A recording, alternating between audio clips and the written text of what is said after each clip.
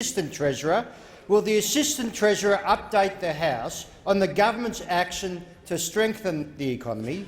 Are there risks to growth and creating new jobs that the government is determined to counter? I call the Assistant Treasurer. The member for Bendigo has been warned twice. Next time the member for Bendigo interjects— Mr Speaker, and I thank the member for Latrobe for his question and acknowledge his deep commitment to good economic policy in this place. The Australian economy is in the 25th consecutive year of economic growth. The March quarter GDP growth numbers at 0.9% were one of the fastest in the developed world. Business confidence is at 2-year highs. We've seen in the last 12 months, we've seen 10 of those last 12 months job advertisements increase. More than 330,000 new jobs have been created.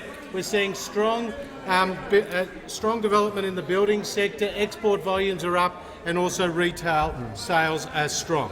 We will continue on the path of good economic reform, and in this year's well-received budget, we reduced the tax rates for small business to be among the lowest in the last 4 decades. Our 3 free trade agreements with Japan, Korea and China will enable Australia to link into the burgeoning middle class in our region, and our more than $2 billion worth of red tape reductions will actually help businesses grow by getting government out of the way. I'm asked, Mr Speaker, are there any risks to this approach? Well, the greatest risk comes from the Leader of the Opposition and those opposite, because the Leader of the Opposition wants to reintroduce a carbon tax.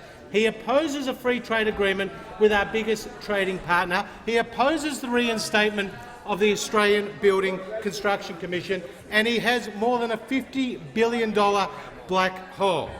And the Leader of the Opposition believes with these bad economic policies he can still deliver a budget surplus, a bit like the budget surplus he announced to the members in Maribyrnong with this press release in 2012 when he said, "We have brought the budget back to surplus on time as promised." Mr Speaker, despite an $18.8 billion deficit, you can still find this press release on his website, Mr Speaker. The minister won't make any further use of props.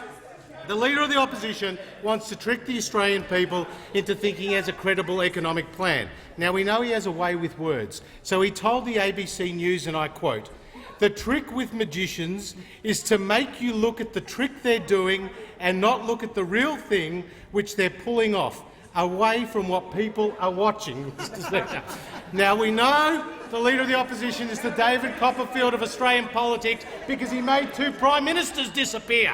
But, Mr Speaker, he made 2 Prime Ministers disappear. But the coalition will continue to grow the economy, create jobs, and we won't let Labor get away with their old tricks.